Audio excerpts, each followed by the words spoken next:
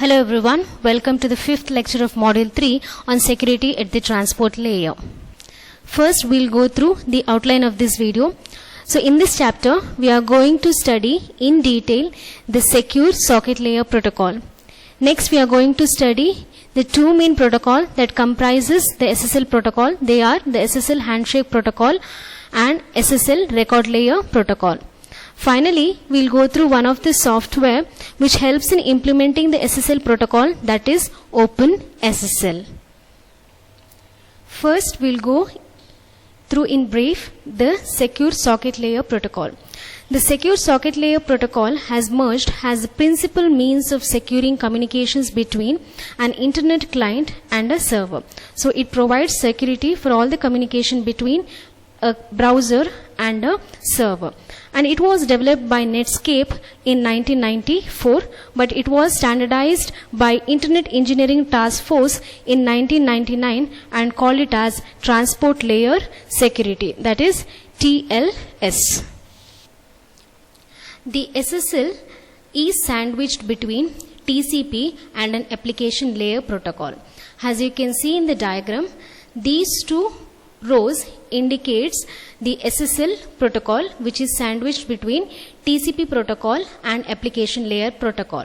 Now, SSL protocol can run only over TCP protocol, but any application can run over the SSL protocol. The protocols such as HTTP, FTP, SMTP, IMAP and POP can all run over SSL protocol. Now, the application protocols secured by SSL are usually suffixed by S and run on different port numbers. For example, HTTP runs on port 80, but HTTPS runs on port number 443. Similarly, FTP runs on port 21, but FTPS runs on port number 990. SSL comprises of two main protocols, that is SSL handshake protocol and SSL record layer protocol. The SSL handshake protocol is used to negotiate the set of algorithms to be used for securing the communication link. Server authentication in SSL is mandatory and is performed as a part of handshake. The handshake protocol is also responsible for deriving keys and for encryption and MAC computation.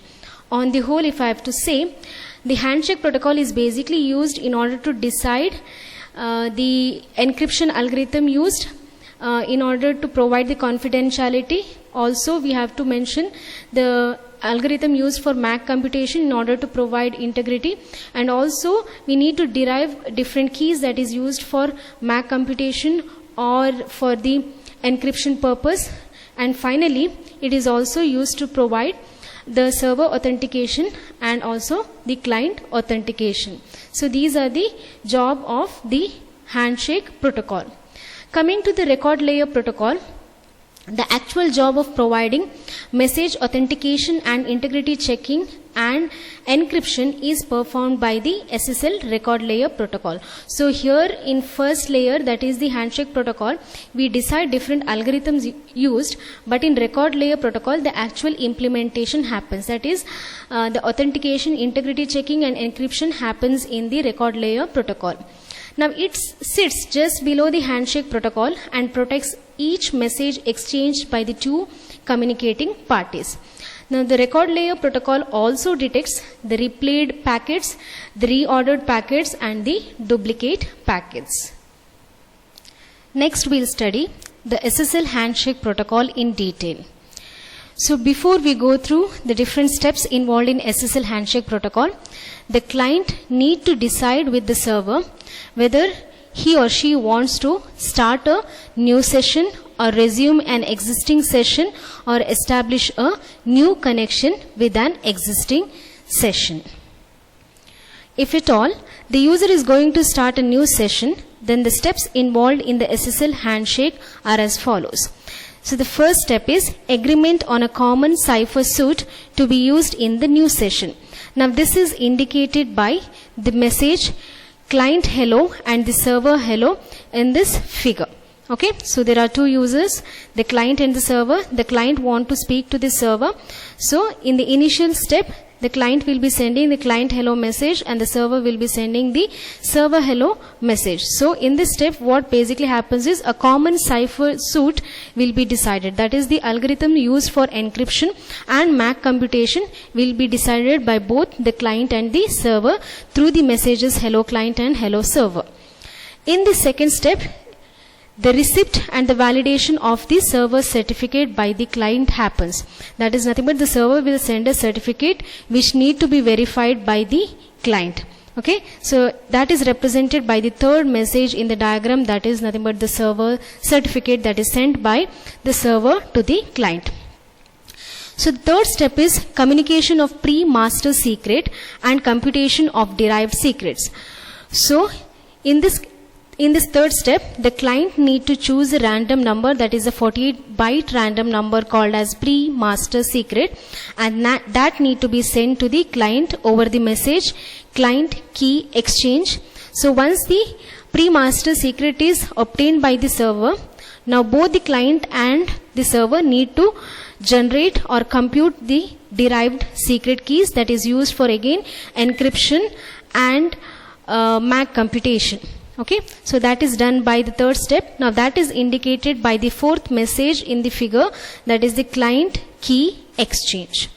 Now the final step is integrity verification of handshake messages and the server authentication. So that is indicated by the last four messages. So your final step comprises of four messages, that is change cipher specification and finished. Similarly from the server side, change cipher specification and finished.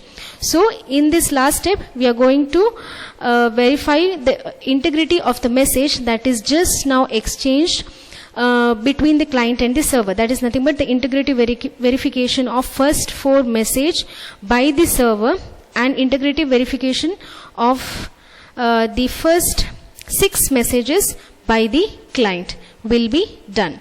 Okay, for whatever the previous message exchange, the integrity verification should be done, and also the authentication, server authentication will happen in the last step. So next we'll study all these 4 steps in detail. In step 1, agreement on a common cipher suit to be used in the new session need to be decided. For this purpose, 2 messages are communicated. They are the client hello and the server hello. Now the following decisions are taken here. So the first one is, should a new session be established or should an existing one be reused? So for a new session, the session ID field in the client hello message will be 0. Else, if you are using the existing session, then the session ID will be reused. If the session ID,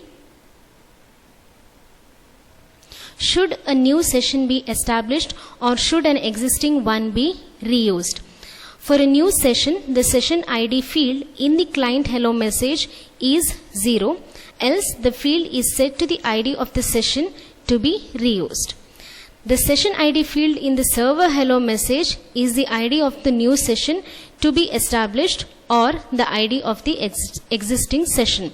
That is, if you are using the existing session, then the session ID field in the client hello and the server hello will be the existing session ID. But if you are going to create a new session, then in the client hello, the session ID will be 0. In the server hello, it will be session ID of the newly established session. Secondly, the algorithm to be used in computing the MAC for message integrity may be included. For example, it can be MD5 and SHA1, any of these algorithms in order to compute the MAC. Third decision, whether or not message confidentiality is required. That is, whether encryption or decryption of message is required. If required, you need to decide what algorithm you want to consider and what key length you want to consider. For example, you can go for DES, AES, RC4, any of these encryption algorithm, and we need to also mention the key length.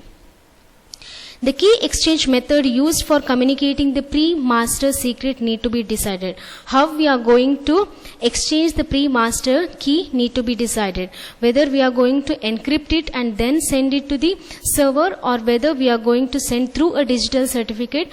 So key exchange method need to be decided in first step itself. Lastly, we need to agree on a cipher suit by choosing and exchanging two 32-byte nonces, that is RA and RB in this step. So RA is nothing but a nonce that is chosen by the client, and RB is a nonce that is chosen by the server, and this need to be decided in the first step itself. On the whole, in the first step, we need to decide on whether we will be going for the current session or we are going to create a new session.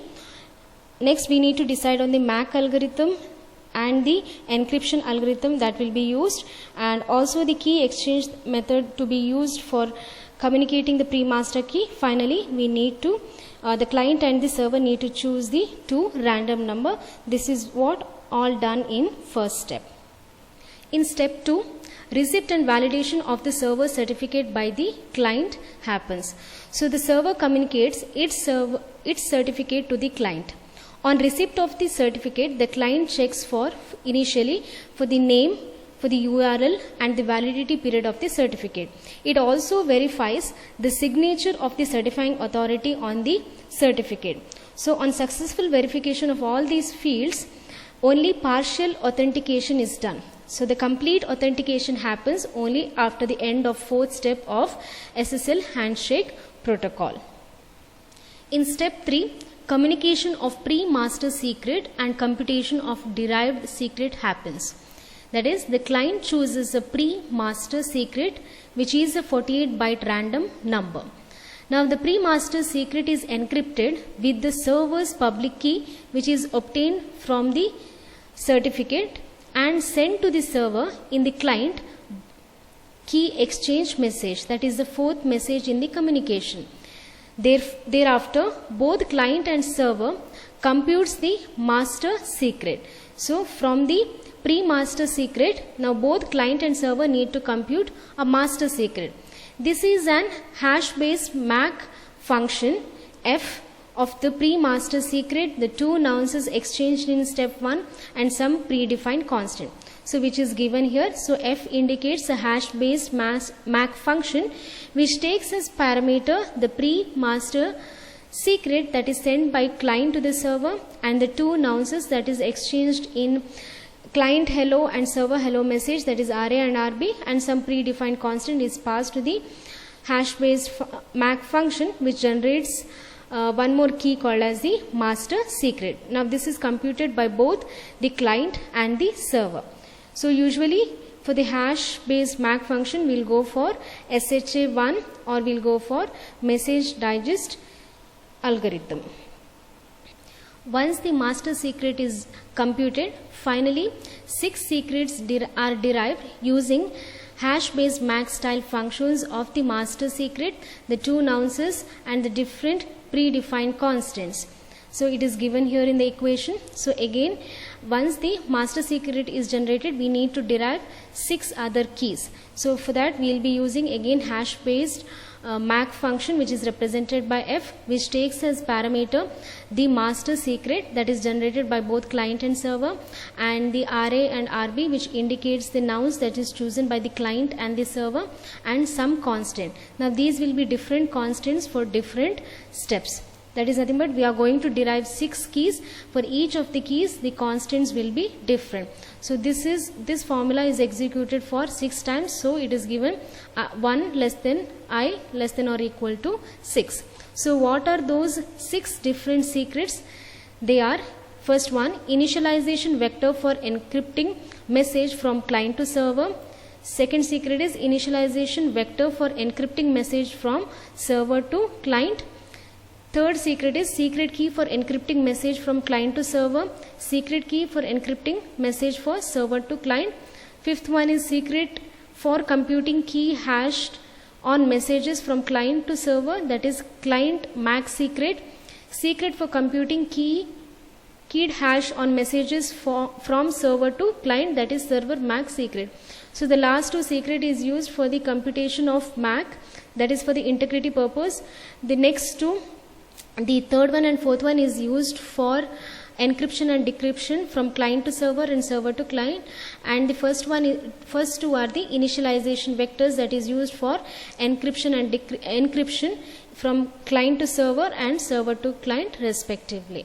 So the 6 keys are derived in this step. In step 4, integrity verification of handshake messages and server authentication happens.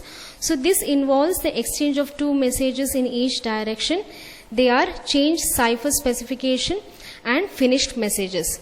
So in the first message, that is change cipher specification, the party that sends this message signals that from now on the cipher suit and the keys computed will be used. That is the cipher suit that is decided in the first step and the keys computed in the third step will be used from now onwards in this current session. That will be decided in change cipher specification message.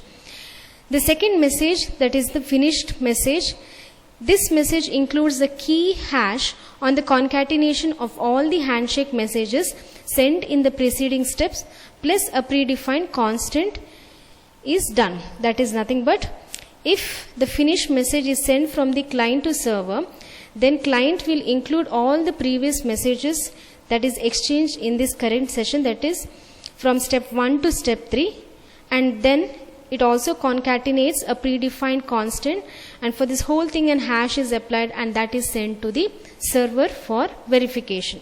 Now the keyed hash serves as an integrity check on the previous handshake message. So this basically provides an integrity check that the message has not been altered in the previous handshake. After the server receives the change cipher specification and finished messages from the client, then it verifies the computation of keyed hash. That is nothing but even the server need to combine all the handshake messages and it need to compute the hash. If the computed hash matches with the received hash in the finished message, then basically authentication is done from the server side with respect to the client. Okay. Then the server computes its own keyed hash that covers the previous handshake messages plus a predefined constant which is distinct from the one used by the client. So similarly, now the server also needs to combine all the previous messages, handshake messages. Now this includes the first 4 messages, also the change cipher message and finished message from the client. It will include all the 6 messages and it will also concatenate a predefined constant. For this it will apply the hash and it is again sent by the server to the client.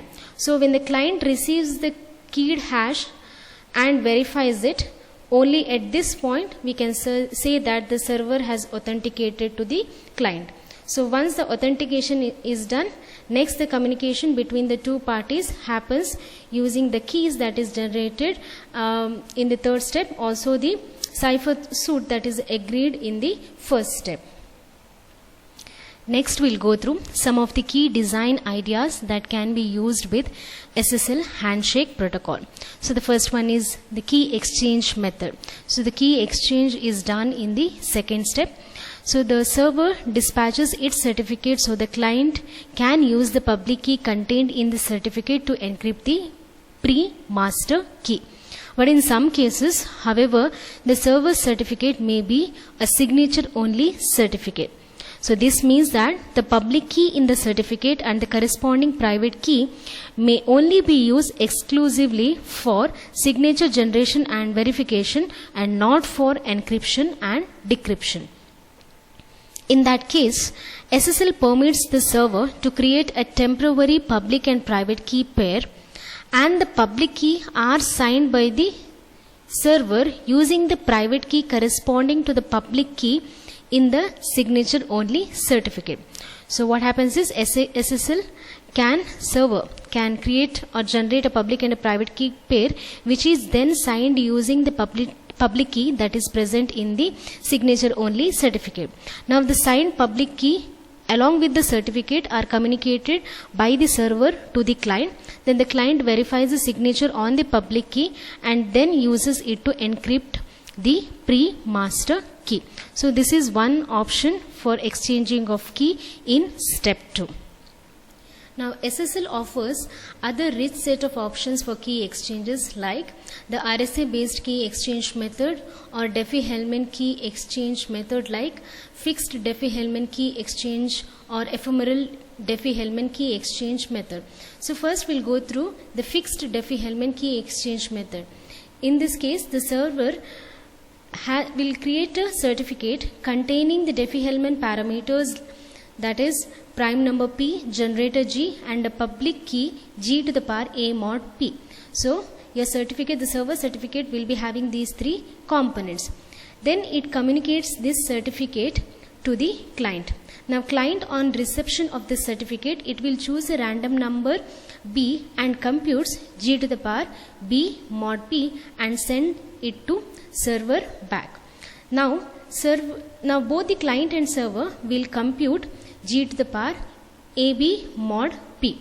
Now this will serve as a pre-master key that is generated by both client and the server using Diffie-Hellman key exchange protocol. Now this process of generating the or exchanging key is called as fixed Diffie-Hellman key exchange method. Coming to ephemeral Diffie-Hellman key exchange, here the server will create or generate the document containing the Diffie-Hellman parameters, that is P, G and G to the power A mod P. Now this document is signed using the server's private key. Now what server will do is it will take the signed document and also the certificate and it will send to the client. Now client on receiving the signed document and the certificate, it will first verify the document using the public key that is present in the signature only certificate. Once it is verified, it obtains P, G and G to the power A mod P. Now the client will choose one more random number which will act as its private key, that is B, and it will compute G to the power B mod P. Now this value is sent by the client to the server. So server receives now G to the power B mod P. Now both server and client will compute G to the power AB mod P, which will act as a pre-master secret. So this is how ephemeral Diffie-Hellman key exchange works. Next we'll go through server authentication step. So the MAC computed by both the parties and sent in step 4 is used as an integrity check on the previous handshake messages. All the handshake messages are sent in the clear text except the encryption of pre-master secret in message 4. So it is possible for an attacker to alter one or more of the handshake messages. For example, he may replace 128-bit DS algorithm as 56-bit DS might be in the first 2 messages, that is client hello or server hello, where the decision of what algorithm will be used is done. So this may induce both the parties to use a weaker cipher. So it was 128-bit DS which is better than 56-bit DS. So which can lead to a compromise by an attacker. Okay. Thus the MAC detects any modification in the handshake messages. Now the hash computed by the server and verified by the client uses the server MAC secret. Now it is the function of master secret, which in turn is a function of pre-master secret. Recall that the pre-master secret is chosen by the client and it is encrypted with the server's public key so that the server alone can read it. So nobody but the server and the client would compute the 6th secret. So only after the client receives and verifies the keyed hash from the server, it is convinced that it is talking to the authentic server. The next key design issue we'll consider is sessions and connections. So it is always a good security practice to change keys during a long lasting session. So if your session is too long, it is always a good practice to change the keys that is used for encryption or MAC computation. So SSL has a provision for creating new connections with an existing session. That is, you can create a number of connections in an existing session.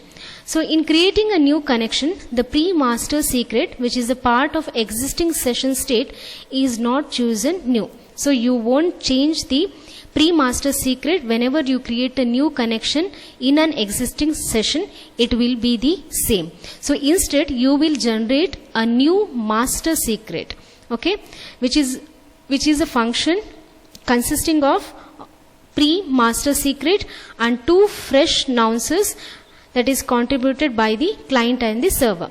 So whenever you create a new connection in an existing session, what gets changed is the new master secret. So in order to calculate a master secret, we need the pre-master secret that will be taken from the existing session itself, but you contribute now two fresh nonces, that is nothing but RA and RB that is given by the client and the server. So this changes the master key for a new session. So we know that further this master key is used in order to generate the 6 derived keys that is used for encryption and for the MAC computation. So this is how for a connection the entire 6 derived keys gets changed. So in the session state, it includes the pre-master secret, the negotiated cipher suit, and of course the session ID. So session state means that for each session we create, even though multiple connections are created in that session, these parameters won't change for any of the connection. That is pre-master secret, the negotiated cipher suit, and the session ID won't change. So the state of this session will include the 2 nonces, the master secret, the 6 derived secrets, and 2 message sequence number 1 for each direction of the message transfer. So it means that for every connection you create in an existing session, these are the parameters which will get changed. That is the 2 nonces, that is RA and RB, the master key, master secret key will be changed, the 6 derived secrets will be changed, which is computed from the master secret, and the 2 message sequence number. So there will be a sequence number given at each directions. That is nothing but there will be a counter kept for a sequence number of client and the server, and it starts from 1 for each of the connection that is established in an existing session. So session state basically indicates what are the constant parameters for each of the connection in an existing session, and state of the connection basically represents what are the new values given for the parameters in a new connection that is being established. Next we'll go through SSL record layer protocol. The SSL record layer protocol is used to securely transmit data using the negotiated cipher suit and the keys derived during the SSL handshake. So its main tasks are computation of per message MAC and encryption. So the main task of record layer protocol is to compute MAC and to perform encryption. So if the data to be transmitted is very large, it performs fragmentation, and each fragment is 16 KB or less in size. When a connection is established, both sides initializes a sequence counter to 0. So in the client side and the server side, both will have a sequence counter which is initialized to 0. Now the counter is incremented for each packet that is sent. Now the sequence number itself is not sent as a part of the message. However, it is used in the computation of MAC at the sender side and in the verification at the receiver side. The MAC is computed on the concatenation of 64-bit sequence number and the compressed fragment. So MAC is computed using 64-bit sequence number and the fragment, and then it is appended to the fragment. Okay, now this entire message, that is fragment with MAC, need to be encrypted. So before encryption, we need to check that whether the fragment with the MAC is the multiple of a block size. If it is not the multiple of block size, basically we need to perform the padding. So then finally fragment with MAC with padding is encrypted and it is sent to the TCP layer by prepending SSL record layer header. So the SSL record layer header has 3 components. The first one is 1 byte content type field, which identifies the higher layer protocol used in order to process the fragment that is just now created. Second one is the 2 bytes are used to specify the version number. Finally, the length field indicates the fragment size in bytes. The last topic is OpenSSL.